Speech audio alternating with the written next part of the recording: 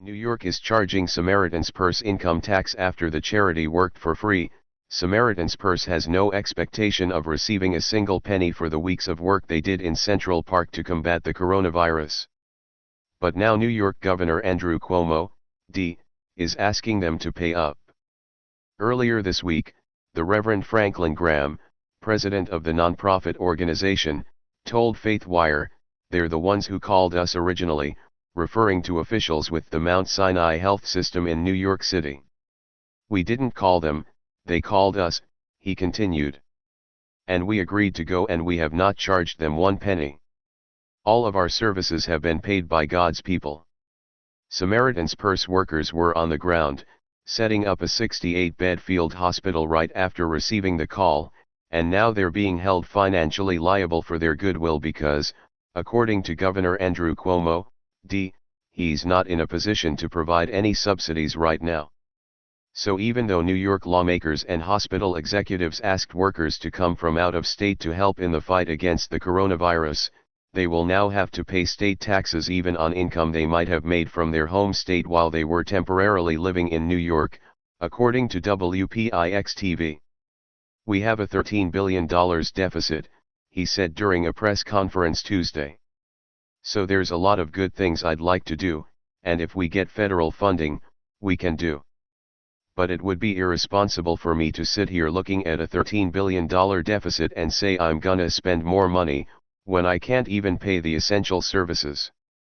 The issue first arose when Samaritan's Purse arrived in Central Park on April 1.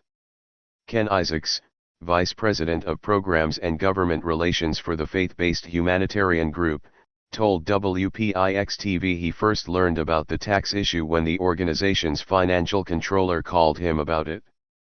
"I said, 'What?'" Isaacs recalled. The controller said, "Yeah, there's a law. If you work in New York State for more than 14 days, you have to pay income tax. I didn't know that." More than the money, though, Isaacs told the local news outlet he and his fellow Samaritan's Purse staffers are concerned about the bureaucracy and the paperwork, and "I think that once that's unleashed, once you start filing that, you have to do that for, like, a whole year or something." Lawrence Spielman, a certified public accountant in New York City, told WPIX-TV groups like Samaritan's Purse, which is headquartered in Boone, North Carolina, will have to register in New York and do withholding here in New York. It's difficult to separate this matter from the backlash Samaritan's Purse faced from a loud minority of progressive politicians in New York City who were angered by the group's Christian bona fides, particularly regarding the mainstream biblical perspective that marriage is a union between one man and one woman. Despite having provided free medical care to more than 300 patients fighting coronavirus infections, State Senator Brad Hoylman, D., described the faith-based group's relationship with Mount Sinai as poisonous, and New York City Council Speaker Corey Johnson found it extremely troubling Samaritan's Purse was ever in New York to help. Asked about the backlash, though, Graham told Faith Wire they were there to save lives and not argue with people.